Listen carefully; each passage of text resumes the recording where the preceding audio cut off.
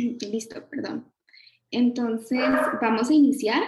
En este caso, contamos con la participación de Luis Muñoz, Ana Elena Chacón y María Elena Arias. Vamos a darles un momento, o más bien invitarlos a que nos cuenten o nos den una pequeña introducción de quién es cada uno de ustedes y algún comentario que nos quieran compartir. Entonces, le damos la palabra a Ana Elena Chacón. Muchas gracias y muy buenos días, buenas tardes y noches, porque estamos en diferentes horarios. Bueno, yo soy la actual embajadora de Costa Rica aquí ante el Reino de España y quería hacer algunas observaciones sobre la película, que obviamente es una cinta que me pareció construida maravillosamente desde el punto de vista de la dirección, el enfoque, los colores, el peso que recae sobre las actrices, pero más allá que eso, creo que hay varias cosas en la película tremendamente simbólicas. Uno es cuando ella dice con claridad que ha heredado su destino, ¿verdad? Es decir, las mujeres durante siglos lo que hemos heredado es nada más las posibilidades que ser mujeres nos daba para el desarrollo. Y en el caso específico de Henriette, pues era precisamente hasta le heredaron a quien tenía que amar. Y quedó profundamente sorprendida de que quizás en otro estrato socioeconómico, como era el de la pintora, tuviesen la posibilidad de decidir no casarse, tomar decisiones sobre su propia vida.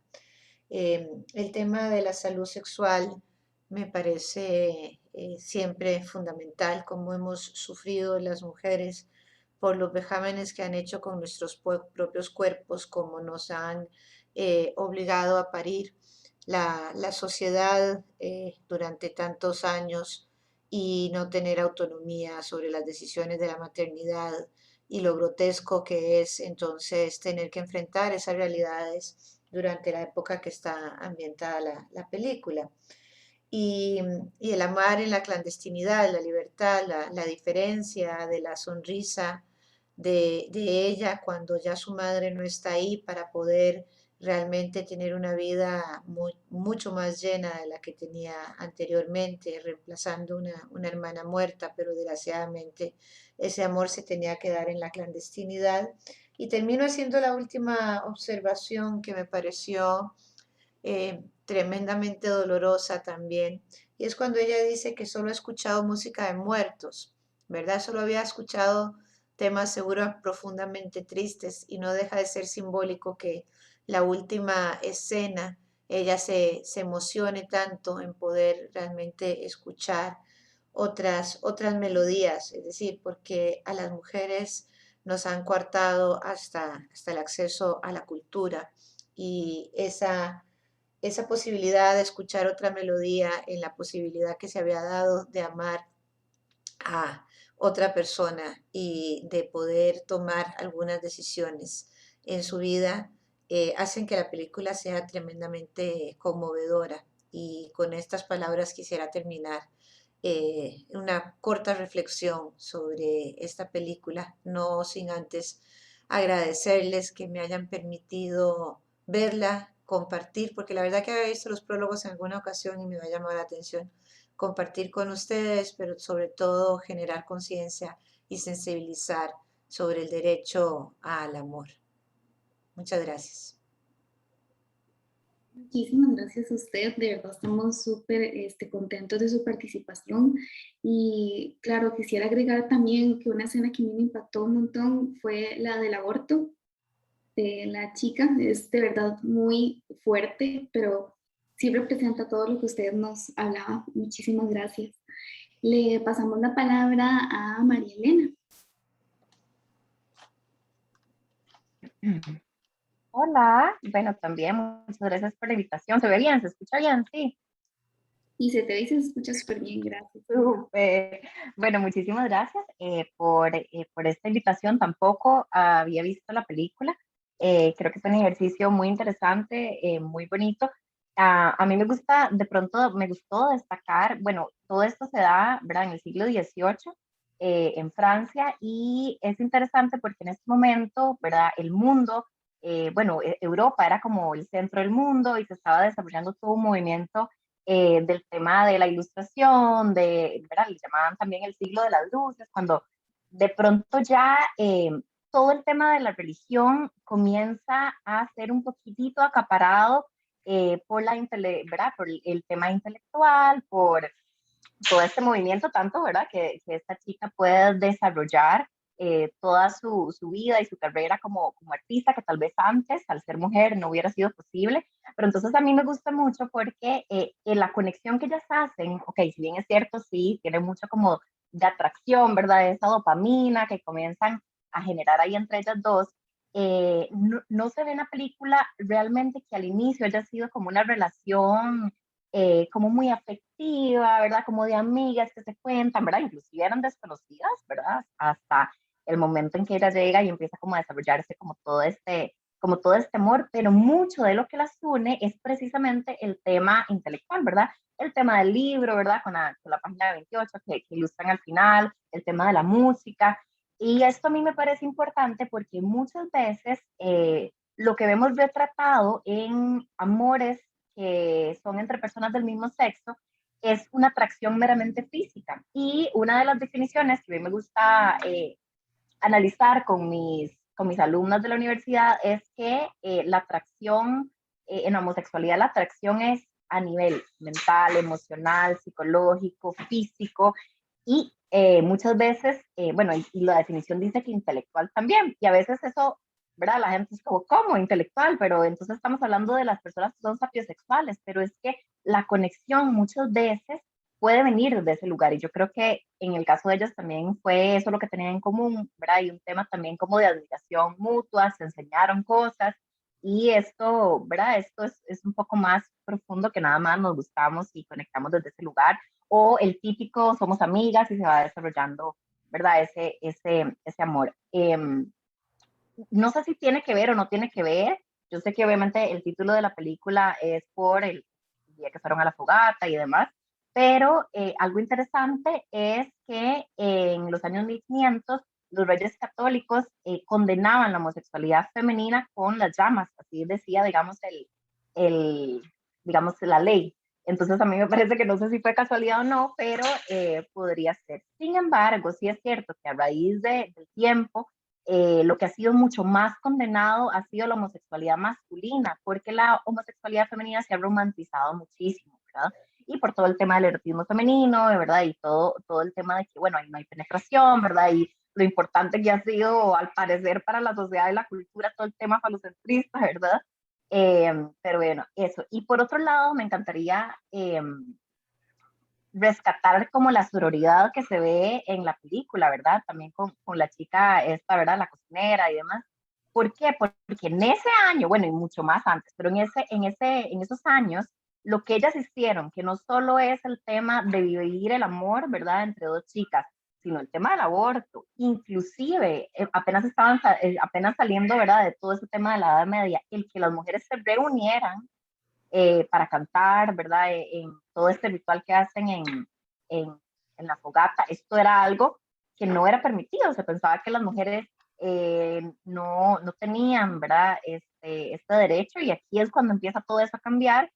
¿Y por qué se puede vivir todo eso? Por un tema de alejamiento, ¿verdad? Ellas pueden vivir su amor porque están alejadas en esta casa que no sé si es como campestre o, ¿verdad? Que no necesariamente está en la ciudad, ni es donde eh, donde se acostumbra a ver más gente. Eran ellas tres solitas y por eso se pudieron apoyar y por eso de pronto también pudieron acompañar y ustedes ven que ni siquiera lo juzgaron en un momento donde jamás el aborto, ¿verdad? Ni siquiera todavía, ¿verdad? Hacen todo un burumbum, imagínense en ese momento. Pero ese apoyo sin cuestionarse, sin juzgarse, inclusive, ¿verdad? No se dice con exactitud, pero pensaría que la cocinera sabía sobre este aspecto entre ellas dos, pero nunca se juzgan, es como que se logran alejar, digamos, simbólicamente como de la cultura, la sociedad en la que estaban inmersas y por eso pueden vivir con libertad el amor, la sororidad y la amistad y poder apoyarse en cosas tan fuertes como esta decisión que toma la chica y ellos la acompañan. Entonces, es algo que yo quería, me pareció lindísimo como ese retrato de la sororidad. Y pues nada, muchísimas gracias por la invitación. Espero seguir ahí conectadas. Si me quieren seguir en redes, estoy como sexóloga Marianela Arias en Instagram para que sigamos ahí conectaditos y ojalá los pueda volver a ver y muchísimas gracias.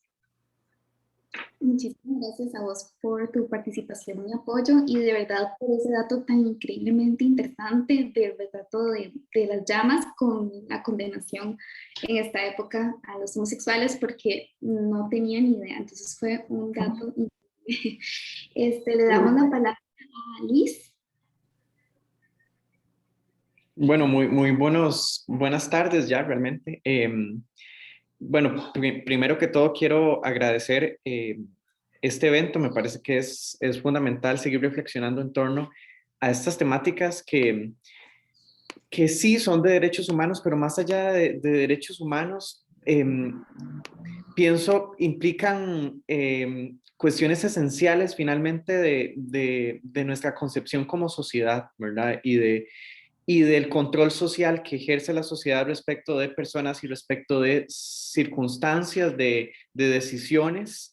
Y concretamente en el caso de la película, creo que ya las dos personas que me han antecedido, Marianela y doña Elena, lo han expuesto de manera magistral. Yo más bien voy a hacer algunos agregados adicionales, pero lo primero que yo quiero hacer mención, y ya Marianela nos puso un poco en contexto de lo que, digamos, de dónde está ubicada la película, a mí me parece también interesante agregar que Francia y el siglo XVIII, una época fundamental, porque justamente como decía Marianela, está abriéndose todo el tema de la ilustración, pero aparejado a eso también surge en Francia en el siglo XVIII la Revolución Francesa. Y esto me parece importante porque la Revolución Francesa realmente es una revolución que genera un antes y un después, porque es la misma sociedad la que se cuestiona esas imposiciones que digamos, las clases más altas tenían sobre el resto de la sociedad. Y eran las mujeres, había una mujer, no recuerdo el nombre, en la Revolución Francesa, que, o sea, no solo eran hombres los de la revolución, hubo mujeres, y hubo mujeres que de hecho abogaron en ese momento por el voto femenino y fueron posteriormente excluidas de la revolución, ¿verdad? Entonces, no veo yo que sea coincidencia que esté situado en esa época, en la cual efectivamente había una idea de un mundo distinto, pero seguíamos pensando que ese mundo distinto que queríamos cambiar no estaba incorporadas las mujeres todavía, ¿verdad? Entonces creo que eso es fundamental decirlo de esa manera en el contexto en el que nos encontramos. Ese control social, ¿verdad? Sobre las conductas de las personas, obviamente tienen que ver sobre su sexualidad, y cuando hablamos de sexualidad tiene que ver indiscutiblemente de la orientación sexual de las personas, inclusive también de la identidad de género, pero en este caso concreto sobre la orientación sexual de las personas. Y adicionado a esto, desde luego, el rol de ser mujeres, ¿verdad? Como decía doña Ana Elena, las mujeres, o sea, aquí tenemos una conjugación de discriminaciones. La primera es por el simple hecho de ya haber nacido mujeres, o sea, ya haber sido concebidas bajo un sexo en el cual la sociedad decía hay unas consideraciones distintas, unas visiones de sociedad donde estas personas, por su sexo, las mujeres, tienen una condición inferior en la sociedad, o sea, son una categoría de subhumanos, subhumanas, ¿verdad? Entonces, eso lo primero, ¿verdad? Y desde épocas antiguas, o sea, esto ha sido transversal a nivel de la historia humana. Por ejemplo, en Roma, con el pater familias, las mujeres básicamente eran vistas como cosas. Y desde ahí, y antes y después, se ha mantenido de esa forma. Por eso es que claramente, como dice doña Ana, eh, muy bien lo dice la película, las mujeres heredan su propio destino, lamentablemente, que viene impuesto por la sociedad, por ese control social.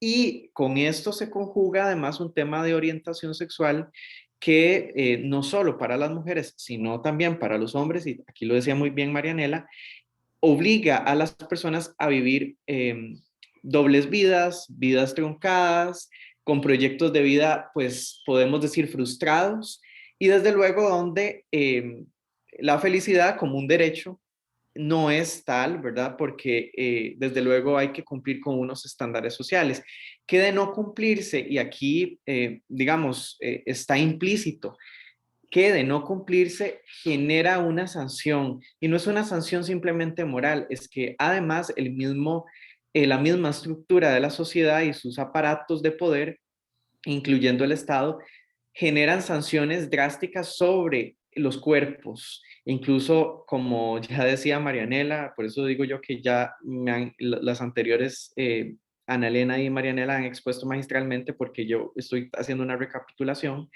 Pero como decía Marianela muy bien, por ejemplo, las mujeres eran hasta quemadas, ¿verdad? Detenciones arbitrarias, por ejemplo, el famoso caso de Oscar Wilde en Inglaterra, o sea, al otro lado del Canal de la Mancha, ¿verdad? Pero no solo eso, muertes, asesinatos. Entonces, ese control social se ve aparejado también de sanciones, sanciones que están previstas dentro del aparato de poder, o si no también implícitas dentro de la sociedad. Es la misma sociedad la que aplica las sanciones, incluso mata a las personas sin necesidad de que el Estado esté presente. Por eso es que digo de forma implícita, porque uno debe partir de ahí y a raíz de eso entender por qué efectivamente los personajes deben abstraerse de esas reglas, ¿verdad? No es porque si decido cumplirlas o no, es que si no las cumplo, me va a generar consecuencias drásticas que implican hasta la muerte. Pero además de esas consecuencias, y trayéndolo un poco más a futuro y desde luego al pasado, eso significa, como decía, proyectos de vida que no han podido desarrollarse abiertamente, donde ha habido imposibilidad de conformar familias, y desde luego esto genera impactos a nivel emocional, a nivel psicológico en los personajes de la película, pero en general de la vida real de las personas.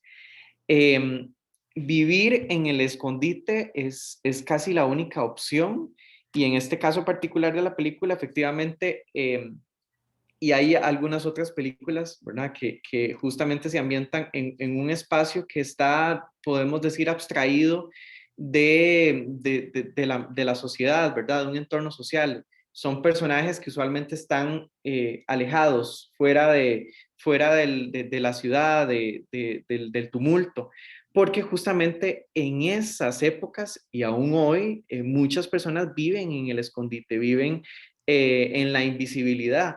Y esto yo lo sumo además con un dato interesante. Esta película nos muestra un posible desarrollo, perdón, a través de sus personajes se da un posible desarrollo de lo que era la vida de personas con lesbianas, en este caso mujeres lesbianas, pero en general personas LGBTI.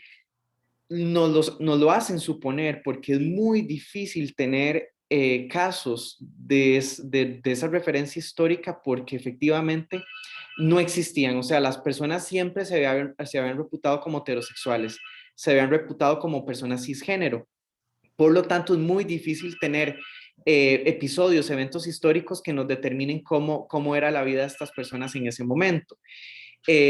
Yo hice mención casualmente de Oscar Wilde porque es de los pocos casos que uno puede conocer con una referencia histórica, digamos, bastante vieja, de la época moderna, de la sociedad occidental, con las consecuencias directas que vivieron las personas, porque en el caso, por ejemplo, de Oscar Wilde, que decía yo, está al frente de Francia, ¿verdad? Cruzando el Canal de la Mancha. A Oscar Wilde lo detuvieron y estuvo preso a lo largo de 2 años por su orientación sexual. Y la pagó realmente barata, ¿verdad? O sea, pudo haber sido asesinado fácilmente. Pero claro, él tenía un enorme componente de visibilidad, siendo un autor muy famoso en esa época, y estando en la cárcel, él escribe Da Profundis, que es un libro magistral que invito también a leer, en donde él relata justamente pues todas esas situaciones que vive y enfrenta por la discriminación en razón de su orientación sexual. Lo otro que yo quisiera hacer mención es que efectivamente también las mujeres, y en este caso, ¿verdad? No solo las mujeres lesbianas, en general las mujeres tenían matrimonios arreglados, o sea, ya de previo se quería considerar una persona por el hecho de ser mujer, como decía, por el hecho de nacer mujer, como una cosa, y esa cosificación hacía que las mujeres les fueran impuestos matrimonios. Entonces, eran matrimonios arreglados donde las mujeres no podían disfrutar abiertamente de una decisión de a quién amar, ¿verdad? Tampoco quiénes ser, y las decisiones básicas en torno a su vida era imposible de cumplir. Entonces, efectivamente, yo creo que la película nos trata de ambientar en una época, como decía, que tenemos poca referencia histórica de cómo se vivía, siendo eh, mujeres lesbianas en este caso, ¿verdad? Pero sí tenemos claramente sí, referencias de las mujeres en esa época por el hecho de ser mujeres, toda la discriminación que sufrían y el flagelo en sus vidas por no vivir a través de decisiones propias. Yo creo que sería eso, digamos, mis observaciones y mi reflexión en torno a la película y de nuevo agradeciendo por el espacio que nos han dado. Muchísimas gracias, Luis, por su participación. Creo que sí, que estoy totalmente de acuerdo. Creo que tanto hombres como mujeres nacemos con esto que nos impone la sociedad de crecer y pues tener una familia, y cuando no se lleva a eso, creo que por algunos ámbitos puede ser castigado. Y muchísimas gracias también por el dato del escritor. Si pudiera escribir por el chat el nombre del libro que mencionó, se lo agradeceríamos un montón. Le doy la palabra a mi compañero Álvaro, que va a seguir con la siguiente pregunta. Bueno, muchas gracias a todos por estar acá.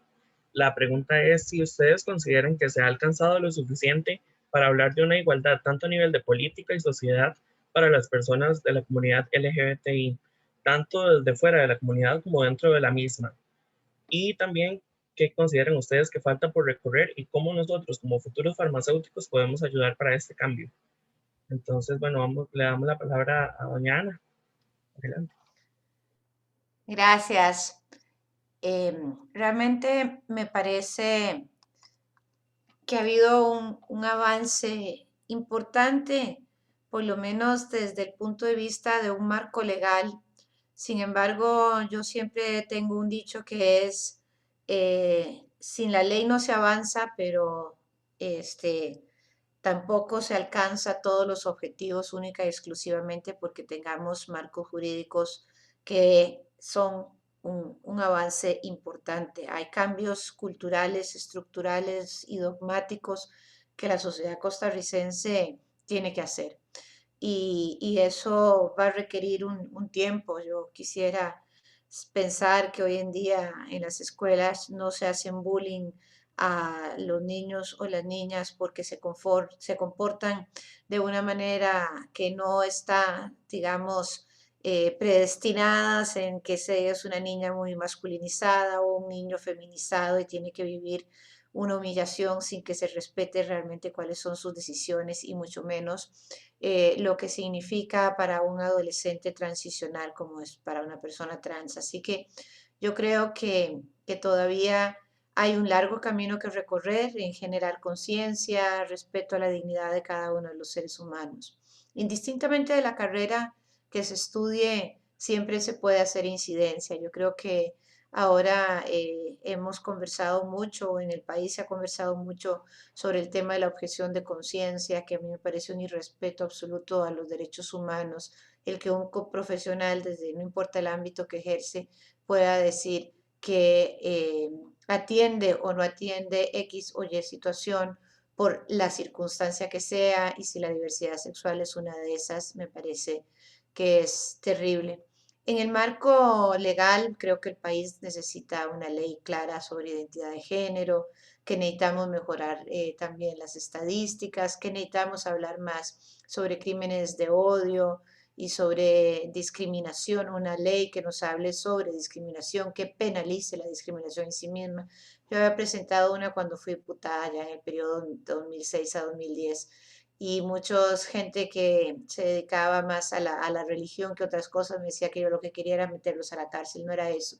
nosotros lo que queríamos siempre, y mi pensamiento ha sido proteger la dignidad de cada uno de los seres humanos, que no sean discriminados por ninguna razón. Y la orientación sexual es una, por supuesto, de ellas. Así que muchísimas gracias también a quienes hicieron uso de la palabra después de mi pequeño comentario sobre la película, porque me encantó escucharlos y aprender muchísimo también de cada uno de estos. Siempre en estos espacios logramos nutrirnos bastante. Gracias. Muchas gracias a doña Ana. Entonces le damos la palabra a Marianela.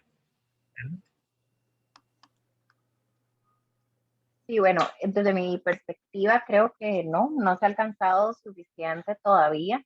Eh, Mi campo, que especialmente es el área de terapia y el área de educación sexual, no, todavía tenemos prohibido, por ejemplo, con Durex, que vamos a los colegios, tenemos prohibido hablar de temas eh, de homosexualidad, nos prohíben y nosotros tenemos una posición muy clara que es, eh, qué pena, pero es parte de la salud sexual, poder hablarle a los chicos que es su sexualidad válida, poder vivirla de manera saludable y de manera honesta consigo mismos y consigo mismas es vital, pero no es solo una vez que nos ha tocado negociar esto, ¿verdad? Yo creo que mucha gente inclusive nos dice, ¿verdad? Cuando nos dice, bueno, vengan a hacer las charlas, nos dicen, es que por mí está bien, pero no quiero que los padres de familia y las madres, ¿verdad? Vengan a hacerme extensionate porque van a hablar de educación sexual y van a incluir esos temas. Entonces creo que también hay mucho miedo, ¿verdad? Yo creo que también falta un poco de valentía,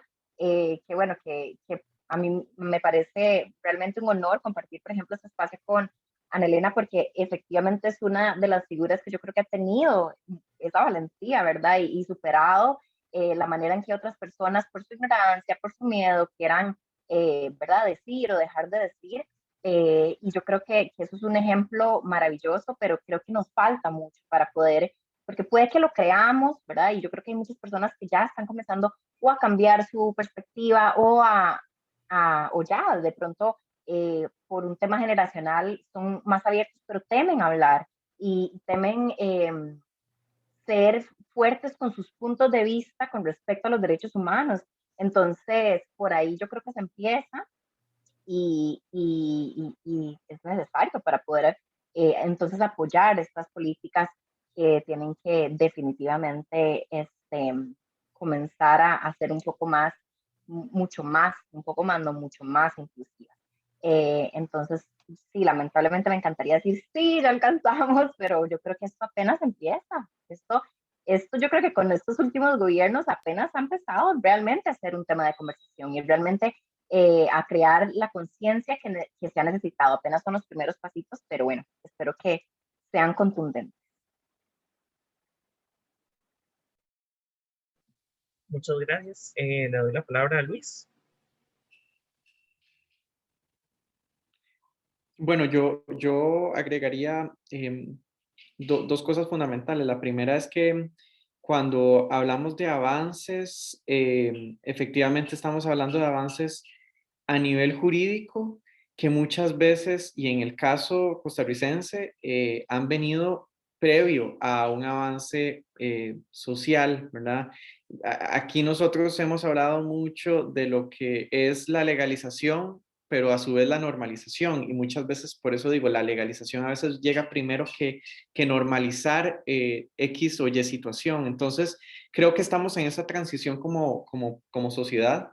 En muchas otras sociedades, y aquí hablo particularmente de un hito histórico que fue la aprobación del matrimonio civil igualitario en Costa Rica, y que en muchos otros países ha sucedido de la misma forma, en donde esa legalización llega primero y posteriormente, una vez que las parejas conformadas frente al Estado desde una figura legal empiezan a visibilizarse a nivel social, es donde llegamos a la siguiente etapa de empezar a normalizar esto como sociedad.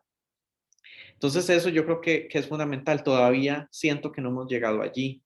Y en esto estamos hablando de orientación sexual. Creo que estamos todavía en pañales cuando estamos hablando de temas de identidad de género, expresión de género. sobre todo con las generaciones más jóvenes, como decía doña Ana, donde esto sí, sí se vuelve cada día más común y en donde no sé, digamos, y aquí me atrevo a cuestionar si estamos preparados como sociedad para dar un espacio seguro a estas personas menores de edad. Lo otro que a mí me parece fundamental es que cuando hablamos de avances también hay que hacer digamos, una separación entre lo que a veces podemos considerar son nuestros espacios de socialización, ¿verdad? Incluso aquí en el Valle Central, a lo que sucede en las zonas rurales. Y me atrevo a decir que en el caso de Costa Rica, en las zonas rurales, es realmente difícil poder visibilizarse como una persona LGBTIQ en Costa Rica, ¿verdad? Y esto a nivel de la región de América Latina, posiblemente tengamos algunos oasis, ¿verdad? Donde son las ciudades, que son muchísimo más abiertas, donde las personas esto lo han normalizado mucho más, pero las zonas fuera de la ciudad, zonas rurales, sí todavía viven muchísimo el flagelo de la discriminación, que obviamente sí se visualiza a nivel de las ciudades, en San José, en el Valle Central claramente, pero lo digo, con mayor contundencia en las zonas rurales y ahí es importante tener eso muy presente. Y lo último que quería agregar es que cuando hablamos de avances, es cierto que mucho tiene que ver desde la parte legal y del reconocimiento de derechos en igualdad. Sin embargo, hay algo que, bueno, desde mi construcción como profesional en derecho, llamamos la discriminación indirecta, que esto no es más que simples, digamos, situaciones en donde de manera escondida se protege esa discriminación, no la vemos, no la observamos, es muy difícil a veces. Entonces, como decía Marianela, en el caso de cuando iban a dar las charlas, ¿verdad? A veces dicen, no es que no nos guste que hablen del tema de la orientación sexual, es que más bien es para no generar que alguna otra persona hable mal de esto, lo que sea, ¿verdad? Entonces, a veces se generan justificaciones para esconder realmente lo que hay detrás, que es discriminación. Esa realmente es la discriminación indirecta. Entonces, tenemos que estar muy conscientes, abiertos los ojos de esas situaciones de discriminación, no las palpables, las abiertas, ¿verdad? Por ejemplo, el tema del matrimonio igualitario, que hay una norma que dice no se permite el matrimonio entre personas del mismo sexo. Es una discriminación abierta, explícita, sino esas situaciones de discriminación indirecta que a veces podemos observar. Y aquí yo hago una llamada de atención, ¿verdad? Que no solo como profesionales en el campo en el que estemos, ¿verdad? Porque la pregunta va guiada en eso.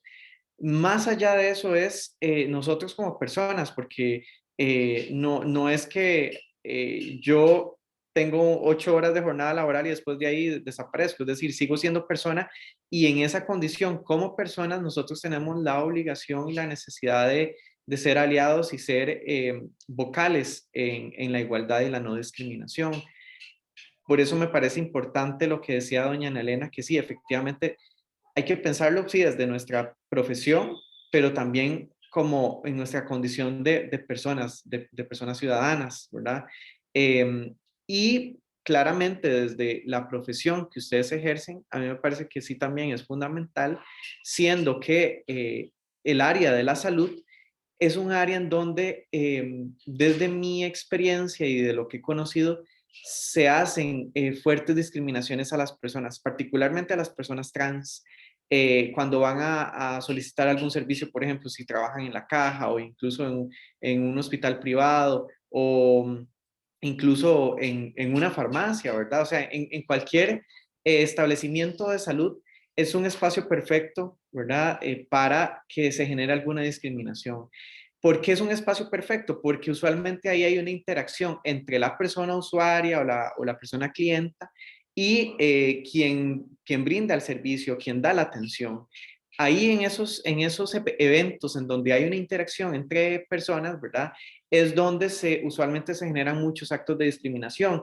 Y esto por una visión podría llamar yo como de empoderamiento, ¿verdad? En esa relación muchas veces la persona profesional podría considerar que esta persona, hablo el caso particular de personas trans, al ser usuaria no está en la posición de poder, sino que quien está en la posición de poder es quien brinda el servicio. Y ante esa muchas veces falsa dicotomía en la relación de poder que existe entre persona usuaria y quien da el servicio, quien atiende, se generan esas situaciones de discriminación. En la caja, por ejemplo, era recurrente que personas especialistas en el área de salud generaran situaciones de discriminación. Y esto yo, digamos, a la única conclusión a la que llegué es que efectivamente sucedía por la interacción constante, ¿verdad? La falta de capacitación de la que doña Elena habló muy bien aquí, el tema de objeción de conciencia, que a mí también me parece aberrante, o sea, no podemos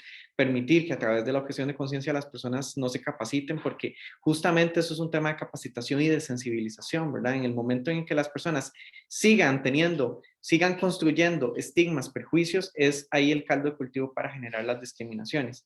Entonces, me parece que eso, el tema de la relación de poder muchas veces que surge ahí y el tema de la interacción constante que hay entre personas es el caldo de cultivo para que se generen discriminaciones. Por eso es que a mí me parece que, bueno, sí, efectivamente como personas, como individuos en una sociedad, sí tenemos el llamado de ser vocales en la discriminación, en la no discriminación y la igualdad, pero también como profesionales, particularmente en el campo, en el área de la salud, donde se generan muchas de estas situaciones de discriminación y violencia. Muchísimas gracias, de verdad, a todos y cada uno les queremos agradecer por su participación, también por su esfuerzo en cada uno de sus lugares de trabajos, por motivar y tratar de deconstruir todos estos estigmas que la sociedad ha puesto en cada una de las personas que la habitan. Entonces, de verdad, muchísimas gracias. Su trabajo es sumamente valorado y obviamente su participación en nuestro Cineforo también.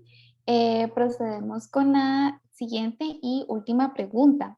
Desde su experiencia, ¿qué anécdotas se le viene a la mente que le gustaría compartir con nosotros? ¿Y cuál sería un mensaje o reflexión final que también les gustaría compartir? Le damos la palabra a María Elena. Es importante resaltar que cuando se construyen políticas públicas se deben de construir siempre desde el pensamiento del bien común y el amor.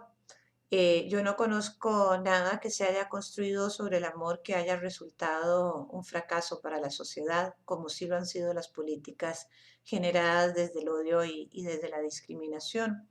Y es ahí en donde pues a mí me satisface mucho haber podido participar desde la función pública, poniendo sobre el tapete una serie de temas que son fundamentales, sobre los cuales falta mucho por trabajar, pero que nada se hace en la soledad, porque usted siempre tiene que contar con un equipo de gente aliada y también con aliados dentro de la sociedad civil. Y el poder haber conversado sobre la salud sexual y reproductiva, haber puesto el tema del aborto terapéutico como un punto fundamental a discutir y que ya hoy en día se tenga una norma para esto. Y asimismo, como Luis lo mencionaba, el tema del matrimonio igualitario y la identidad de género son enormes satisfacciones para imprimir un sello en donde usted lo que le dice a la gente es que todos tienen derecho a diseñar su propia felicidad desde lo que el alma les dicte y que los estados no pueden imponerse ante los sentimientos grandiosos como lo es realmente el amor.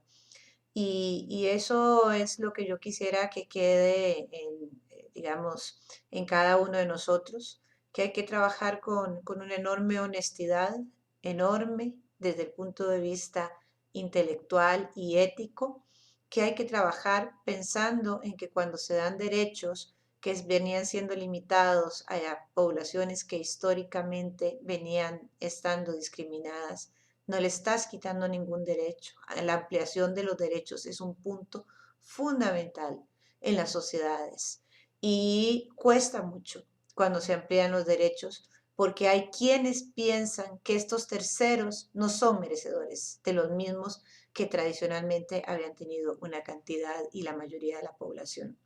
Entonces, me parece que poner siempre en el centro de cualquier decisión los derechos humanos, la persona y la dignidad es lo único que nos puede llevar a ir construyendo una mejor sociedad donde, por supuesto, no solo en las materias que he mencionado, sino también en otras que son fundamentales, como la disminución de la pobreza y una serie de flagelos que sigue viviendo la sociedad costarricense y muchas en el mundo. Yo creo que prácticamente son pocas las que han alcanzado niveles de desarrollo que uno se pueda sentir satisfecho.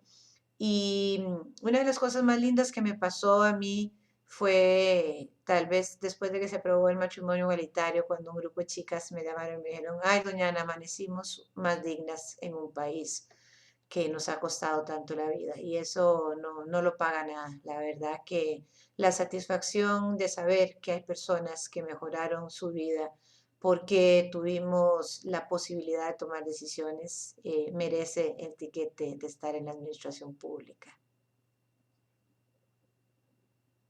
Muchísimas gracias, Marilena, por compartirnos eso. Estamos de verdad muy felices de tenerla aquí hoy presente. Gracias. Le cedemos la palabra a Marilena. Súper.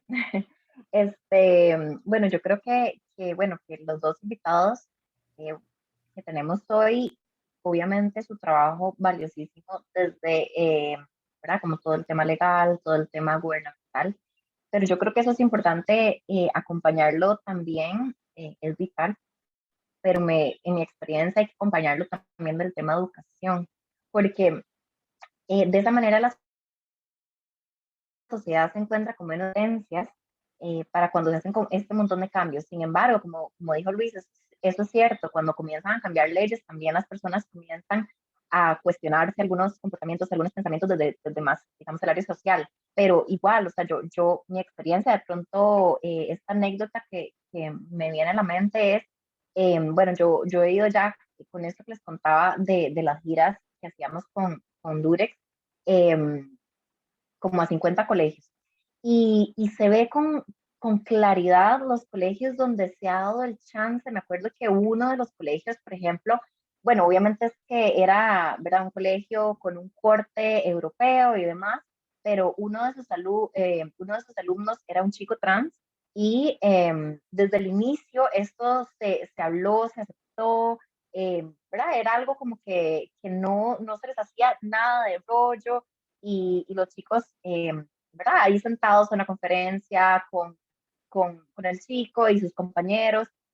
Yo creo que ha sido de las experiencias más enriquecedoras porque se nota el nivel de conciencia, de sensibilidad. Yo creo que ha sido uno de los colegios donde hemos podido cuestionarnos más, comentar, hablar, ¿verdad? Donde los chicos se abrieron a la posibilidad de contar sus experiencias, de preguntar, de ahondar en temas, de educarse, ¿verdad? De casi que educarnos en las dos vías. Mientras que los colegios, por ejemplo, de corte más religioso, donde nos han querido censurar, donde inclusive yo he tenido que hablar de todo eso y se ha parado el padre o inclusive en uno de los que nos pasó, el padre del colegio o inclusive una profesora, ¿verdad? Que estamos hablando todo este tema de la gente que le da miedo a pararse a decir, no, hay que llegar virgen al matrimonio.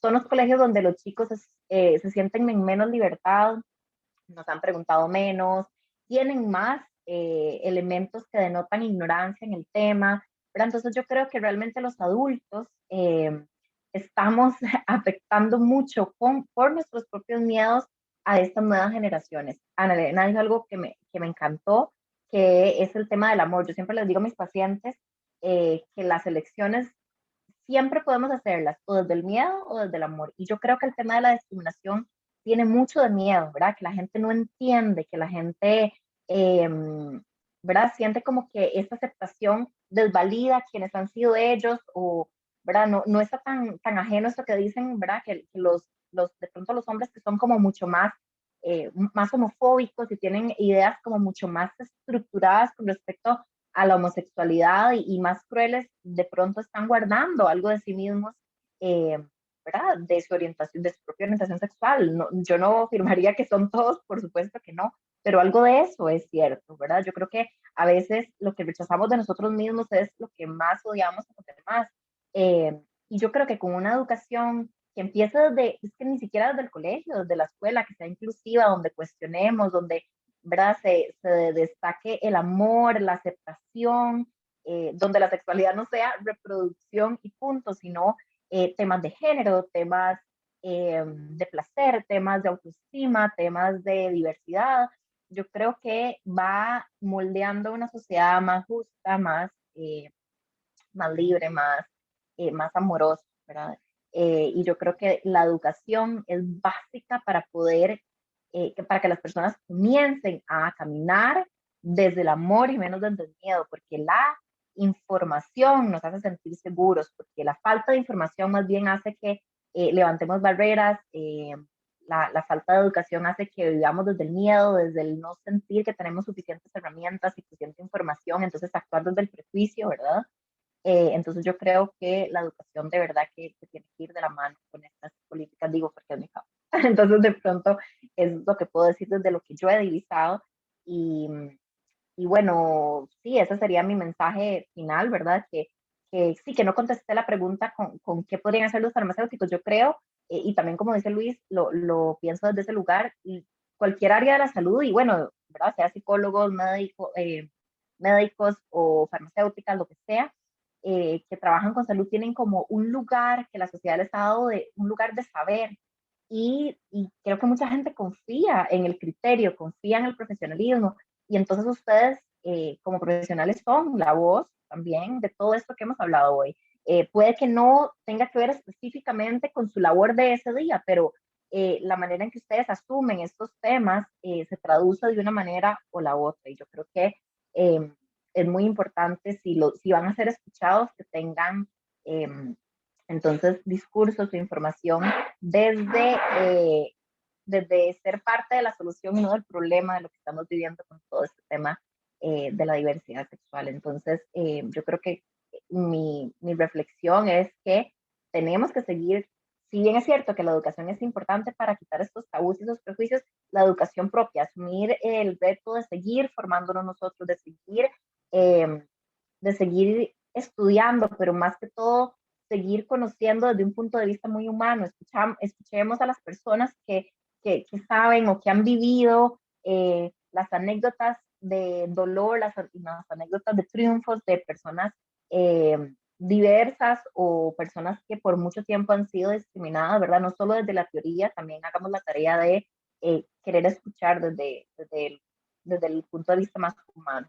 Yo creo que eso es suficiente para hacer todo un cambio, ¿verdad? Yo como profesora de la universidad, mis alumnas por la carrera, que es educación para el hogar, son generalmente adultas de 40 años, entonces cuando hablamos de diversidad, de pronto hay un montón de resistencias por temas de religión, ¿verdad? Porque no, porque eso no es lo que dice Jesucristo y demás, y yo obviamente respeto mucho eso, pero les digo, denme el chance de por lo menos conocer la teoría, y el trabajo final es precisamente escuchar historias desde la parte humana, y el cambio es 180, o sea, ¿verdad? No he tenido una clase donde no lloren contando, ¿verdad? Las vivencias de, por lo menos una, que llore contando las vivencias de algún familiar cercano. ¿Por qué? Porque lograron escuchar al final de cuentas somos humanos y vivimos decidiendo si queremos conectar con esa humanidad o no. Entonces, cuando logramos educar desde ese lugar afectivo, humano, cercano, amoroso, es desde donde obtenemos mejores resultados eh, de una vida y una posibilidad más justas para todos y para todos. Entonces, bueno, muchas gracias nuevamente, y reciban un abrazo muy amable por esto. Muchísimas gracias a vos por tu participación y comentario. De hecho, estoy totalmente de acuerdo que es súper importante la educación por experiencia propia, porque yo hubo un colegio que era católico, bueno, es católico, entonces sí entiendo que en ese campo hay muchas limitaciones, y es súper importante porque si desde el principio uno no tiene las herramientas, luego se vuelve muy complicado. Entonces, de verdad, se agradece mucho el esfuerzo de todas las personas que a nivel de educación se esfuerzan por enseñar todos estos temas. Y le damos la palabra entonces a Luis. Gracias. Yo creo que como anécdota podría dar varias, pero digamos, de forma global, la que yo me llevo y cuando estuve participando como funcionario público, siendo comisionado, tiene que ver con lo siguiente y es em, de qué lado estamos, indistintamente de donde estemos trabajando, el rol que estemos ejerciendo. Y me refiero a de qué lado queremos estar, porque esto también es una decisión. Si queremos estar del lado fácil, ¿verdad? Que yo creo que el lado fácil es el lado de la discriminación, ¿verdad? De quedarnos callados, de no decir nada. Si vemos una situación de discriminación, pasarla por alto, desapercibido, simplemente, ¿verdad? Agachar la mirada y no decir nada. Yo encontré en la función pública personas que no estuvieron de ese lado, estuvieron más bien del otro lado, del lado que es más difícil, ¿verdad? Porque efectivamente lleva mayores repercusiones, mayores consecuencias, y es el lado de la valentía, del lado que decide detener la discriminación y decide cambiar las cosas, ¿verdad? Es un lado mucho más revolucionario. Y como les digo, creo que ese es el lado más de mayor satisfacción al final de cuentas. El hecho de quedarse sentado sin mover un dedo cuando uno está viendo que otra persona está siendo discriminada es lo más cómodo, pero a la vez es lo menos gratificante. Y al cabo de los años yo creo que nos vamos a arrepentir de no haber actuado. Y hablo no solo desde las personas que podemos afirmar estamos dentro del grupo LGBTIQ, sino de las personas aliadas, ¿verdad? No importa la orientación sexual o la identidad de género, la expresión de género de una persona. Más allá de eso, lo importante es contribuir en la labor por la igualdad y la no discriminación. Por eso es que cuando hablamos, sobre todo en organizaciones de la discriminación, no solo se enfoca en las personas LGBTIQ, en realidad en donde se tiene que enfocar es en aquellas personas que no forman parte del grupo LGBTIQ, sino más bien en las personas que son aliadas, ¿verdad? Construir esas alianzas es fundamental porque la discriminación muchas veces olvida a las personas que están ahí afuera, ¿verdad? Nos concentramos dentro de los mismos núcleos, ¿verdad? De los mismos grupos, a las personas que ya están convencidas, a las personas que ya están apuntadas en el tema de la igualdad y la inclusión, pero tenemos que apuntar muy bien a esos espacios, a esas otras personas que debemos de llegarles con mensajes de sensibilización y educación, como decía Marianela. Yo creo que eso es fundamental. Pero reiterando, yo creo que la decisión de uno en qué lado quiere estar, ¿verdad? Em, y como decía yo en un inicio, muchas veces esto surge sobre todo en situaciones de discriminación indirecta, es decir, aquellas que son como muy solapadas, muy escondidas, ¿verdad? De por qué a mi compañero nunca lo llevan a una capacitación o por qué no le hicieron un ascenso y a todas las personas de la oficina sí, ¿verdad? Y ahí da la casualidad que entonces era el compañero que abiertamente se ha declarado como homosexual, ¿verdad? Entonces, esas circunstancias yo creo que son en las que nos ponemos a prueba realmente y en las que decidimos de qué lado queremos estar. Y yo creo que la película, ¿verdad? Y haciendo un recuento de la película, y como decía Marianela, de la otra mujer, ¿verdad? Que no era parte de la relación, que al final de cuentas casi que era una aliada al final. Entonces, me parece que también ese mensaje es importante. Cuando nosotros no estamos en una situación de discriminación, qué posición queremos tomar. Y eso es una gran disyuntiva que yo creo que tenemos que resolver en cada situación que observamos de discriminación y en la que yo invito, sí, siempre a estar del lado de la igualdad y del lado de la inclusión.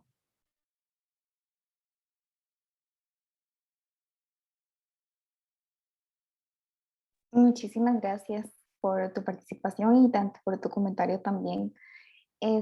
Ahora le voy a dar la palabra a mi compañero Álvaro, que les va a mencionar los detalles de las rifas que vamos a hacer, agradeciendo siempre nuestro patrocinio a Durex. De verdad agradecemos demasiado su apoyo a nuestra actividad. Bueno, vamos a hacer la rifa, como les decía Diana. Los premios son 3 kits donados gracias al patrocinio de Durex. Entonces voy a compartir pantalla para realizar la rifa.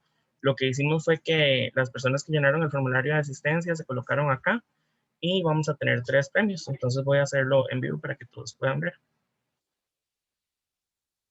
Acá están los ganadores. Entonces serían Valeria Jiménez Gutiérrez, Manuel Arcequedo y Liliana Torres Castañeda. En este caso, los ganadores, por favor que nos contacten a nosotros, a la federación, para poderlos poner en contacto con la empresa y así puedan retirar el premio. También quería pedirles un favor a los 3 invitados, de si nos hacen el favor de prender la cámara para tomar una foto final para poder agradecerles por mediante un post en nuestras redes sociales. Listo, muchísimas gracias. Yo les aviso cuando voy a tomar la foto, entonces a la 1, a las 2 y a las 3. Listo, muchísimas gracias. Y de verdad agradecerles mucho por su tiempo, porque sabemos que son personas que están ocupadas y que nos llena mucho el que ustedes pudieran compartir con nosotros de esta actividad y poder sembrar esa semillita en todos los estudiantes que representa esta federación para poder ser parte del cambio. Sí, muchísimas gracias a cada uno por su participación, de verdad. Nos nutrimos muchísimo y estamos muy, muy agradecidos Muchas gracias a ustedes. de que Ustedes las nos apoyen en gracias. estas actividades. Muchísimas gracias. Hasta luego. Que todos tengan un súper bonito día. Un abrazo. Se cuidan Abrazo. mucho. Chao.